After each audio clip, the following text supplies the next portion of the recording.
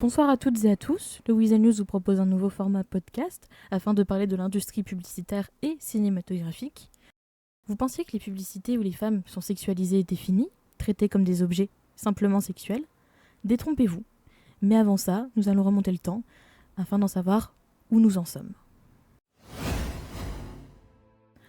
De 1900 à 1920, la femme devient un élément important de la publicité, un corps fascinant, une douceur et une innocence.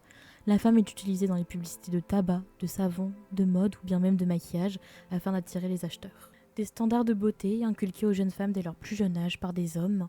Si vous avez une poitrine volumineuse, trop petite, personne ne va vous choisir. Si vous avez des rides, personne ne voudra de vous. Des hanches trop écartées, faut vraiment prendre soin de soi en fait. Mais au moins, achetez notre shampoing, on vous regardera au moins pour vos cheveux. Achetez le shampoing que tout le monde s'arrache pour espérer se faire remarquer.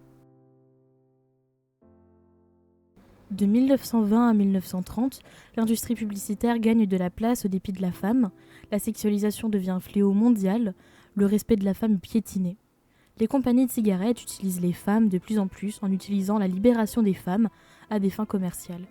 L'ancrage de la femme se fait voir et ressentir, elle devient un pilier et un confort pour les hommes. Des acheteurs séduits, une demande en hausse et la boucle continue. De 1950 à 1960, malgré la Seconde Guerre mondiale, les femmes restent à la même place, dans une publicité pour attirer les hommes. Cette époque signe officiellement l'utilisation des femmes à des fins sexuelles, autrement dit, des objets sexuels.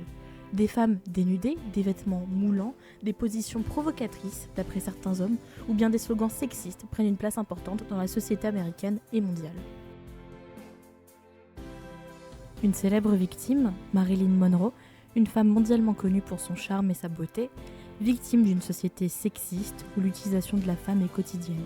Avant d'être célèbre, elle apparaissait sur des magazines publicitaires, sexualisée comme d'autres femmes avant elle. Dans les années 50, elle devient une star mondiale grâce à plusieurs films, Gentlemen Prefer Blondes, Some Like It Hot, The 7 Years Itch.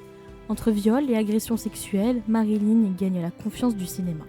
Connue pour la scène de la grille du métro dans le film The 7 Years Itch, Monroe s'est retrouvée exposée et humiliée devant une centaine d'hommes et de journalistes, qui lui riaient au nez, qui se moquaient d'elle avec des remarques obscènes.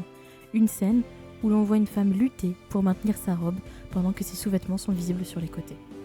Marilyn souffrait de dépendance, de solitude et d'anxiété. Cet événement lui a laissé d'autres séquelles psychologiques. Marilyn est retrouvée morte chez elle le 5 juin 1962, après des années de souffrance psychologique dans l'industrie du cinéma. Plusieurs théories disent qu'elle s'est suicidée à force d'être un outil sexuel, d'autres parlent d'un meurtre afin qu'elle ne puisse plus parler de son calvaire. Ce drame n'a point touché l'industrie du cinéma, ni celui publicitaire. Pendant ce temps-là, les pin-up font leur apparition comme outil commercial, des publicités mettant des femmes en valeur, connues pour leur maquillage important et leurs vêtements rouges sexy, afin d'attirer les regards sur les publicités. Taxis, restaurants, produits ménagers, aucune pub n'échappait à cette nouvelle tendance. En 1960, la deuxième vague est un mouvement féministe plus connu que la première. Apparu dans les années 60, encouragé par la lutte des femmes contre les inégalités. Ce mouvement est alimenté par la contraception qui fait son apparition. Plusieurs femmes se sont mobilisées afin de sensibiliser les hommes et les femmes de cette pratique. National Organization for Women, une organisation féministe fondée en 1966 par Betty Friedan, Polly Murray, Catherine Conroy. De 1970 à 1980, le mouvement féministe se fait entendre. Jean Kilbourne, une féministe, critique ouvertement les publicités qui transforment les femmes en objets sexuels. Combat retrouvable dans The Dangerous Ways I'd See Women. Elle raconte son histoire dans l'industrie publicitaire ainsi que l'impact sur les jeunes femmes. Suivi par des milliers de femmes, le mouvement gagne en ampleur. Ce mouvement ne s'arrête pas aux publicités sexistes, mais aux droits de divorce, de travail, les violences conjugales et les agressions. Des magazines féministes font leur apparition, notamment Mrs. Magazine en 1971, qui font des actions qui semblent provocatrices aux yeux des hommes. Les victoires s'enchaînent doucement, la désignation de l'illégalité du viol conjugal, l'égalité d'éducation pour les femmes, mais certaines victoires sont loin d'en être. Le divorce par consentement mutuel, la femme reste mariée si le mari refuse le divorce.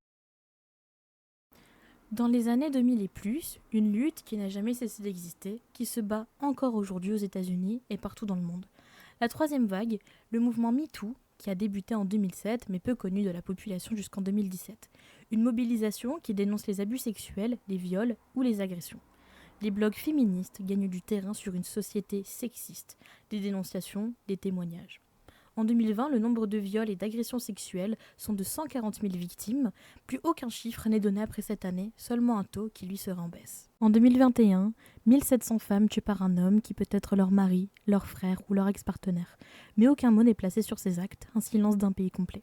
En 2025, le combat, le féminisme continue. Aux États-Unis, 14 États ont interdit l'avortement. Mais à Los Santos, en 2026, une publicité reprend les traits des anciennes femmes, utilisées à des fins commerciales. Une pizza serait-elle moins intéressante, moins bonne, si la femme n'était pas vendue avec ? Ne pas voir sa collègue nue serait-il un fardeau ? Ce genre de publicité remet en question le combat mené par les femmes jusqu'à ce jour. Cette publicité piétine tout le travail acharné de ces femmes en une fraction de seconde.